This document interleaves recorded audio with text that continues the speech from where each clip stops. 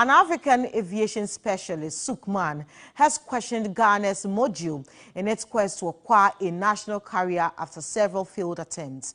According to him, Ghana's decision to have a 15% retainer in the airline and have the investor pushing in capital and management services will not be sustainable in the long term. He spoke to George Queening. Government in 2018 engaged Ethiopian Airlines, in which the airline would have contributed funding, equity, aircraft and management services for a new national carrier. However, the deal was held back due to disagreement over key issues, including routes, funding and tenure of the management contract. Government has reconvened the Aviation Committee following a proposed strategy to establish a home-based carrier with Egypt Air. For African aviation specialist Sukman, Ghana's module in the acquisition of the national carrier is not sustainable. The conclusions we're drawing at this stage and from the information we have as to the model that they want to adopt, we think it will be very difficult to maintain that model.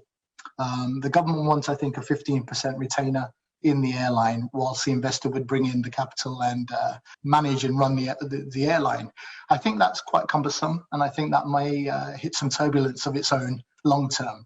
So I do believe that Ghana does merit a national carrier, and I honestly believe that that should be run or certainly owned by the government, but not run by the government. I believe that they should bring the right management in to run it. He expects government to revise its policy in terms of what it intends to gain from a national carrier. It's a very, very costly risk.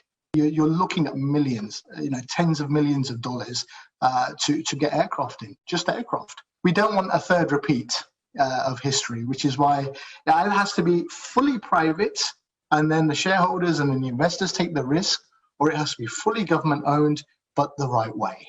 Ghana is one of several African countries, including Uganda, Zambia, Senegal, that are reviving their national carriers.